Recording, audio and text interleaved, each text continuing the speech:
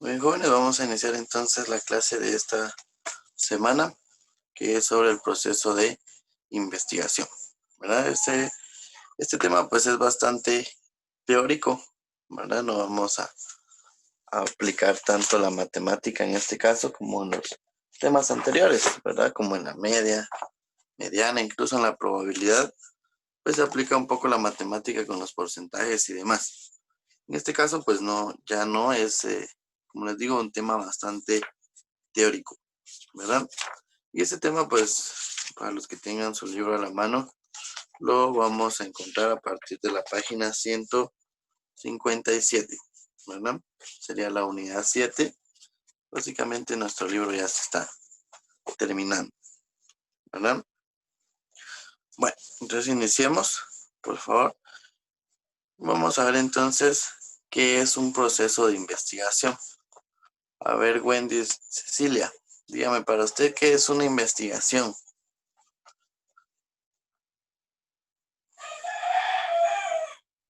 Es investigar algún tema, sacar conclusiones, conocer el tema.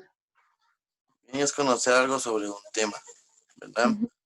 A ver, Daniela, dígame para usted qué es una investigación.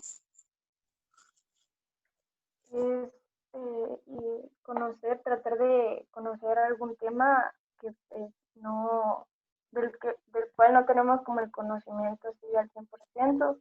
Entonces por ello vamos a tratar de saber más de eso, acerca de eso. Muy bien, exacto, ¿verdad? ¿Por qué investigamos un tema? Porque lo desconocemos, ¿verdad? Y el fin principal es conocer ese tema o descubrir algo sobre ese tema, ¿verdad?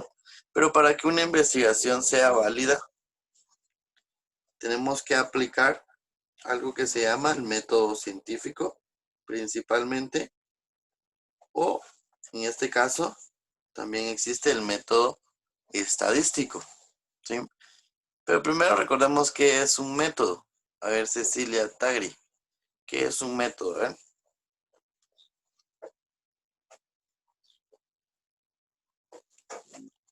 Un método es como un proceso que se va a llevar en algo. Bien, es un proceso o una serie de pasos, ¿verdad? Que se van a seguir para lograr un fin. El método científico ustedes lo vieron desde primaria, ¿verdad?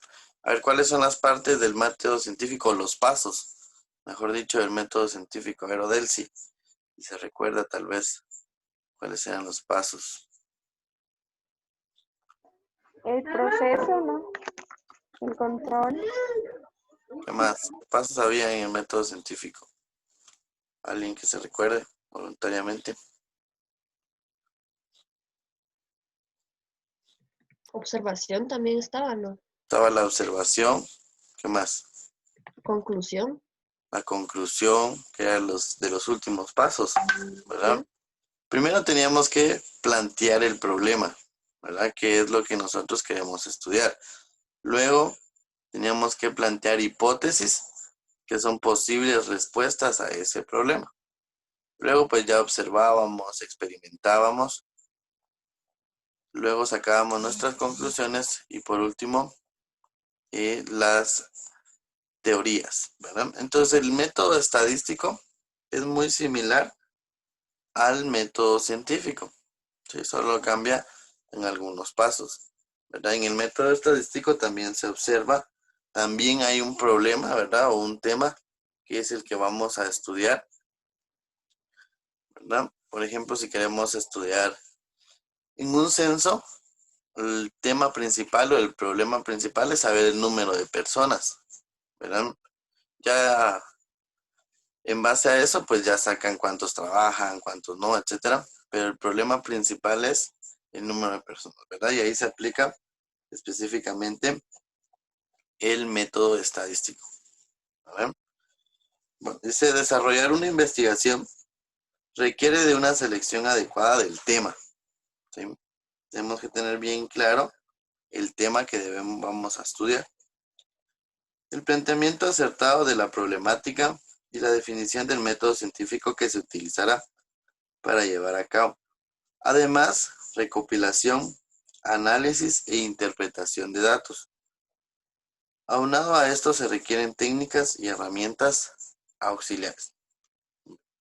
Entonces, lo principal en la estadística o en un estudio estadístico es la recopilación de datos, ¿verdad? Ese es el paso más importante en la estadística. ¿Por qué? Porque los datos tienen que ser certeros, ¿verdad? Válidos, no los podemos inventar, ¿verdad? Muy bien. Entonces, el día de hoy vamos a ver principalmente las técnicas de investigación, las cuales vamos a ver dos. La primera, que es la técnica de investigación documental, ¿sí? Y la técnica de investigación documental dice que es aquella en la que el investigador se apoya en la recompilación de antecedentes. ¿Qué es un antecedente? A ver, Gabriela Barrios, ¿qué es un antecedente?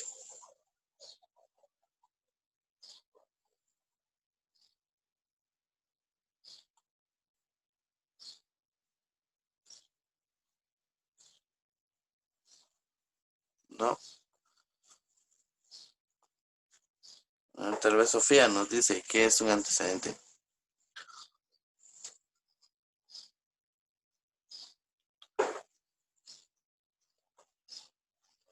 No, dice Sofía. A ver, Carla, ¿qué será un antecedente?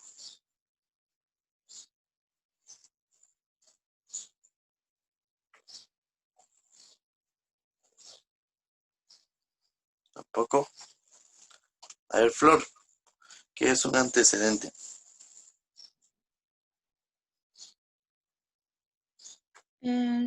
Es un hecho o alguna cosa que es anterior a la otra. Muy bien, algo anterior a, ¿verdad? Algo que ya pasó, ¿sí? Cuando hablamos de un antecedente, hablamos de un suceso o de algo que ya pasó, ¿verdad? Entonces, en la investigación documental, el investigador se va a basar en escritos que alguien ya hizo previamente, ¿verdad? Alguien ya realizó esa investigación y lo deja plasmado, ¿verdad?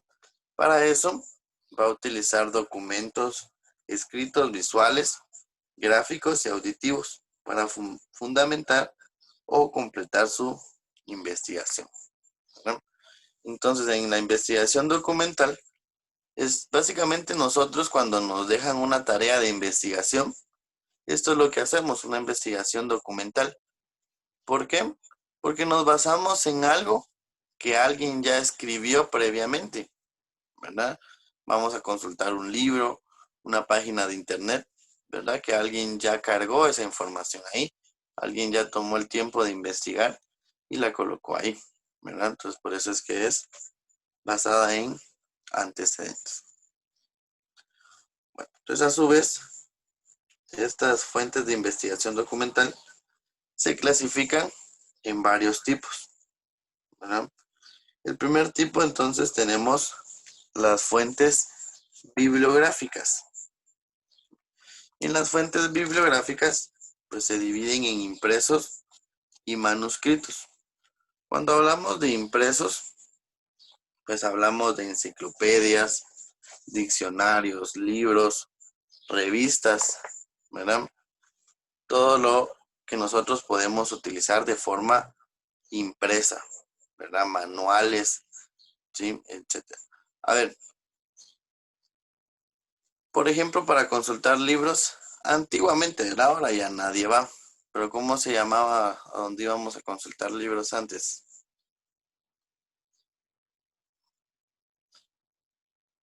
Biblioteca. Las bibliotecas, ¿verdad? ¿Alguien fue alguna vez a alguna biblioteca? Que sea por fuera. Sí, dice Wendy, ¿eh? Wendy se Yo fue. fui. Usted sí fue. A ver, ¿y cómo? ¿Qué podemos encontrar en una biblioteca? A ver.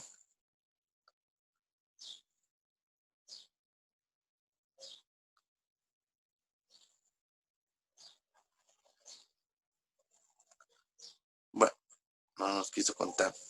Bueno, entonces recordemos que existen las bibliotecas y también existen las hemerotecas. ¿Cuáles son las hemerotecas? Incluso en Guatemala existe la Hemeroteca Nacional, que está cerca del Palacio, por la Plaza Central.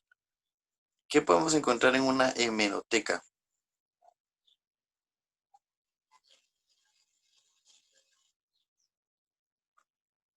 No, nadie.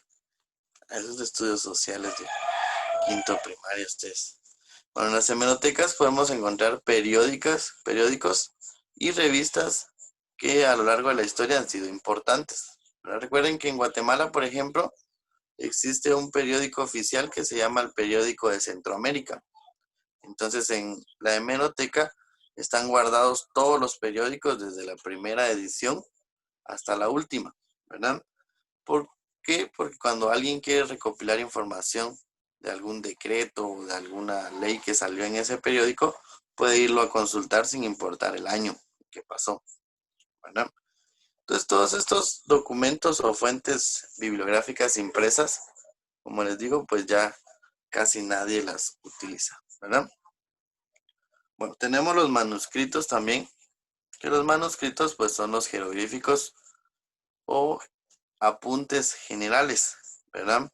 Que se llevan a cabo en pergaminos o en el caso de Guatemala, por ejemplo, en este caso de manuscritos podemos encontrar las estelas, ¿verdad?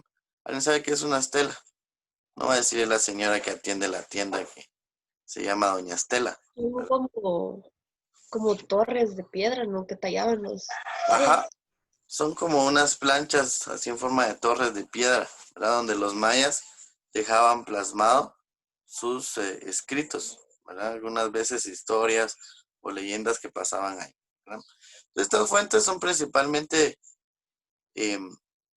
consultadas por los arqueólogos, ¿verdad? Que son las personas que ya se dedican directamente a eso, ¿verdad? Y en base a eso, en esos manuscritos incluso se pueden encontrar cuántas personas habían, ¿verdad? Cuántas de esas personas pertenecían a la nobleza, cuántas eran del ejército, cuántas eran mercaderes, etcétera, ¿verdad? Entonces ahí también se pueden encontrar datos estadísticos. Bueno, dentro de las fuentes bibliográficas también entonces tenemos las iconográficas que se clasifican a su vez en proyectables y no proyectables, ¿verdad? Cuando hablamos de proyectables, pues tenemos los videos, diapositivas o DVDs, ¿verdad? Recuerden que hay personas o empresas que se dedican a realizar documentales, ¿verdad? Como los de National Geographic, etcétera. Entonces, todos esos documentales también son fuentes de información, ¿verdad? Y los no proyectables, pues dentro de esos tenemos los mapas o fotografías o las pinturas, ¿verdad? Que también son parte de. Luego tenemos las más utilizadas actualmente, que son las fuentes digitales, ¿verdad? Y las fuentes digitales se basan en locales y en línea. Las locales son las que nosotros tenemos, por ejemplo, en nuestra computadora, o las que llevamos a nuestra computadora, ya sea por una USB o algún CD, o incluso antiguamente pues utilizaban los disquetes, ¿verdad? Creo que los que están aquí ya nadie conocía los disquetes, que son unos cuadrados, ¿verdad? Entonces esos son locales porque están directamente en nuestra computadora o en nuestro dispositivo, ¿verdad? Y los que son en línea, pues son todos los que nosotros consultamos, ¿verdad? Por ejemplo, páginas como Wikipedia, monografías.com, todas esas páginas que ustedes utilizan para hacer tareas son fuentes bibliográficas digitales, específicamente en línea, ¿verdad? Porque podemos acceder desde cualquier parte. Son las más utilizadas actualmente, ¿verdad? Y por último, las más olvidadas, pues son las fonográficas. ¿Sí? Acá escribí fotográficas, no sé por qué, pero son las fonográficas. Bueno, que son discos, cassette, CDs, cintas, disquete, etcétera, que guardan información.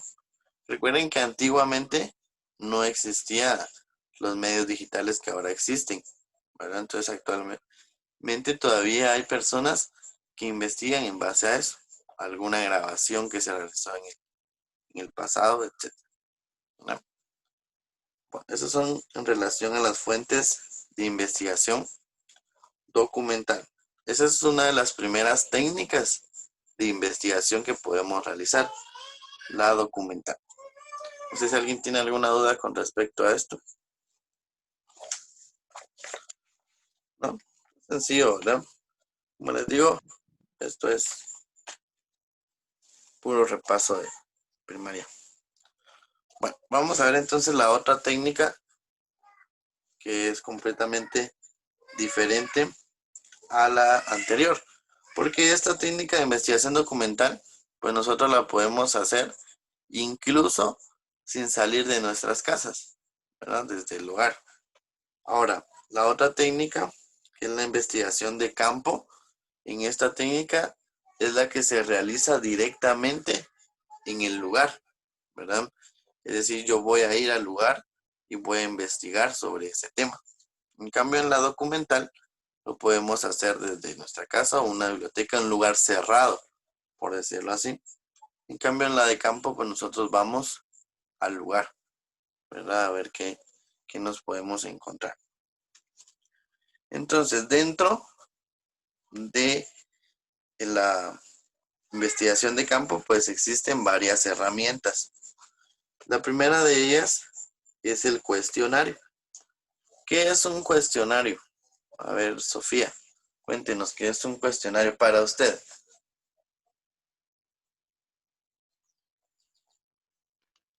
Un cuestionario es donde se formulan preguntas de algún tema.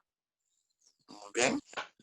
Son preguntas en base a un tema, ¿verdad? Que se le pueden pasar a las personas, ¿verdad? Este cuestionario puede tener preguntas abiertas o preguntas cerradas.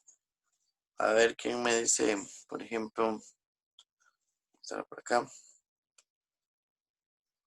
Fernanda, ¿cuál es la diferencia entre una pregunta abierta y una cerrada?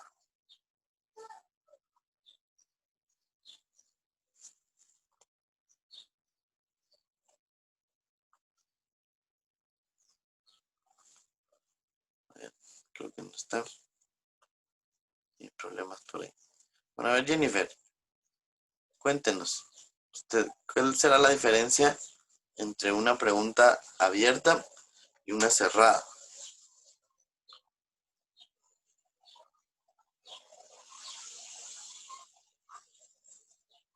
Tampoco, Jennifer.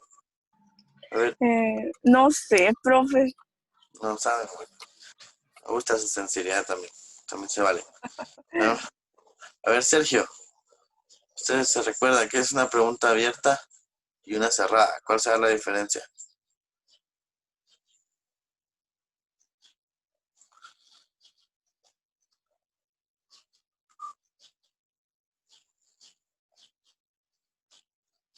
¿No? No, dice Sergio. A ver, chicas de magisterio que hacen exámenes, ahí ya están entrenándose. Naomi, ¿cuál será la diferencia? La diferencia es como, por ejemplo, una pregunta abierta podría ser, no sé, ¿qué comiste ayer? O sea, que le va a ser una respuesta bastante larga o tiene bastantes respuestas. Y una pregunta cerrada podría ser como, ¿cómo estás? Que solo va a decir bien, bien, gracias o bien, ¿y tú? Es una pregunta que solo tiene una respuesta, se podría decir. Bien, gracias. Excelente, Naomi.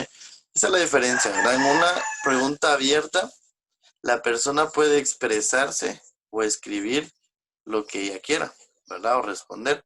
Por ejemplo, una pregunta que decía Naomi, pues la persona puede ahí contarnos todo lo que desayunó o comió, etcétera, ¿verdad? En cambio, en una pregunta cerrada, la persona solo puede elegir entre algunas opciones. Por ejemplo, si le preguntan, si es una encuesta sobre comida, ¿le gusta la pizza? ¿Sí o no? Simple, ¿verdad? A veces es una pregunta cerrada.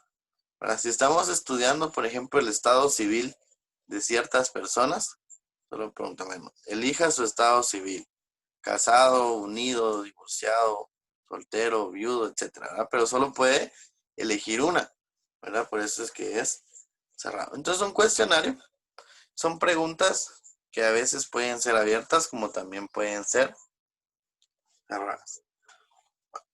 Otra herramienta de la investigación de campo es la entrevista. A ver, los chicos que han ido a su proyecto de seminario. A ver, Cecilia, cuéntenos, ¿qué es una entrevista? Usted que fue ahí a las entrevistas de seminario. Hacerle preguntas a una persona sobre algún tema. Bien, es realizarle preguntas a una persona acerca de un tema que se supone que esa persona es experta en ese tema, ¿verdad? Por eso es que vamos a acudir a esa persona. Obviamente, si yo quiero saber de ingeniería mecánica, por ejemplo, no voy a entrevistar a un médico, ¿verdad? No voy a entrevistar a un carpintero, por ejemplo, porque no van a saber nada, ¿verdad? En ocasiones, las entrevistas son preparadas, ¿verdad? Es decir, se le envían previamente las preguntas al entrevistado para que él esté preparado y ya sepa qué contestar, ¿verdad? Y no se quede ahí como que divagando, ¿verdad? Bueno, otra herramienta importante dentro de la investigación de campo es la encuesta. ¿Qué es una encuesta? A ver, si nos podría contar Daniela. ¿Qué cree usted que es una encuesta?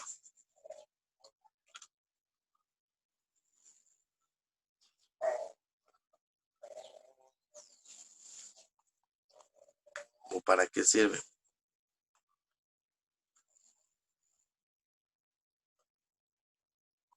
Bien. Bueno, no está. Entonces recuerden que las encuestas nos sirven para las empresas principalmente para recolectar información, ¿verdad? Ya sea por medio de un cuestionario o por medio de una entrevista. Por ejemplo, cuando ustedes se llaman al servicio telefónico, por ejemplo, Claro, Tigo, etcétera, dice al final que les van a realizar una encuesta para poder calificar sus servicios. Entonces, ¿qué te pareció? Muy bien, excelente, debe mejorar, etcétera, ¿verdad? Incluso en las salidas de algunos centros comerciales, por ejemplo, en la Maxi Despensa, hay una tablet, ¿verdad? Donde ustedes pueden ahí pasar calificando su servicio en base a caritas incluso, ¿verdad? Entonces, ¿para qué les sirve eso a las empresas? Para recolectar datos y mejorar sus servicios, ¿verdad? Entonces, las encuestas son de las más utilizadas dentro de el estudio estadístico, ¿verdad? Porque se recolectan datos certeros, ¿verdad? Bueno, y por último, la observación. A ver, Carla, dígame qué es la observación.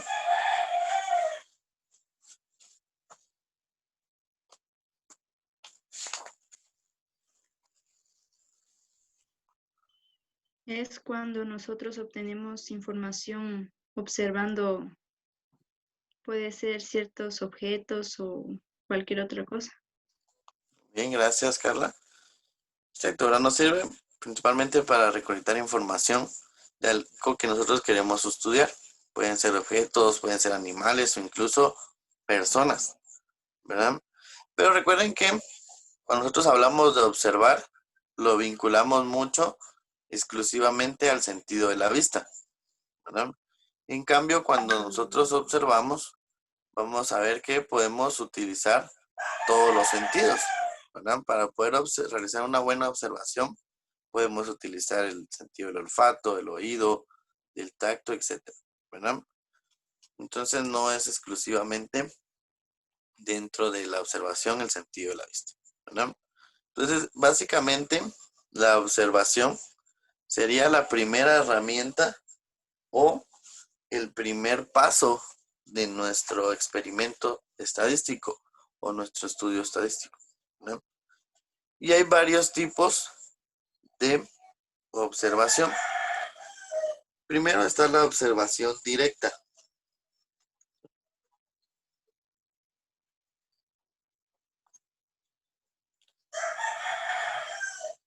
¿Por qué creen ustedes que se llama observación directa? A ver, Cecilia, Wendy Cecilia. ¿Por qué cree usted que se llama observación directa? ¿Porque se están fijando en una cosa en específico? Estamos observando algo específicamente, ¿verdad? Podemos ver sus características, su comportamiento, etc. ¿verdad? Caso contrario a la directa, pues hay una también que le vamos a llamar indirecta.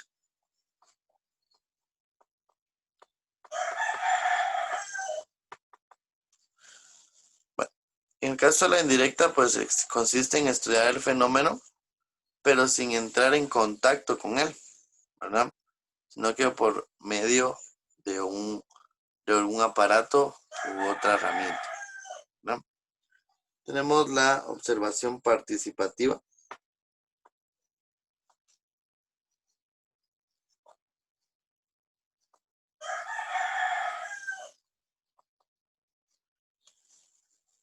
En la observación participativa, pues dice el observador, forma parte del fenómeno estudiado.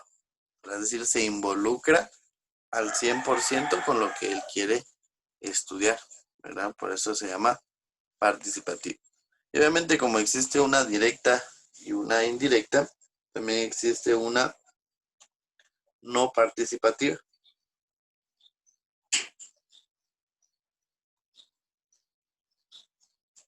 Es decir, que en este caso, el investigador evita el meterse de lleno al fenómeno, ¿verdad? ¿Para qué? Para no alterar los resultados, ¿verdad? Es decir, cada tipo de observación tiene sus pros y sus contras, ¿verdad? ¿Alguna duda con la investigación de campo y sus herramientas? Pueden preguntar. Hay más herramientas, ¿verdad? Es decir, más pasos, pero vamos a dejar para otra clase. Sí, Cecilia, ¿no tenía alguna duda? ¿No? No, profe. Bien. ¿Alguien más? Pregunten. Como les dije, la clase de hoy pues era bastante teórica, ¿verdad? Pero es importante también. Bueno, recuerden que estos temas, pues, Profe, una pregunta. ¿qué manda? Una pregunta. Sí, hombre. No es de la clase, es de la clase anterior. Ya, ¿Ah? pregunte. Es que en la actividad estaba un audio que supuestamente era usted, ¿no? No, no En el era yo. audio. La No, verdad que no, me cambiaron de maestro. no era yo. Estos me hacen favor de grabarlos, pero en un programa no sé qué, pero se escucha bien raro, ¿va? Pero sí, no soy yo. Ajá. Sí, Es ya me habían raro. preguntado antes también, pero no. Ah, Es que no me gusta mi voz, por eso no los grabo yo. ¿Alguien más? Bueno, entonces, jóvenes, ahí hacen su tarea, ¿verdad? La tarea está bien sencilla. Inviertan el tiempo, ¿verdad? Entonces, Hay tiempo para el video. pues, dice breve, ¿verdad? Entonces quiere decir entre 1.5 minutos y 2 minutos y medio, 3 máximo. Está bien. ¿No? Gracias. Bueno, recuerden que en el caso de las jóvenes de perito, las actividades ahora tienen poco punteo porque como está lo de saberes, solo tenemos 40, ¿verdad? Por eso es que los punteos son pequeños, ¿verdad? Bueno, entonces jóvenes, si no hay dudas, gusto saludarlos, pasen feliz día, nos vemos la próxima semana. Se cuidan mucho, adiós. Bueno, profe, feliz día. Todos.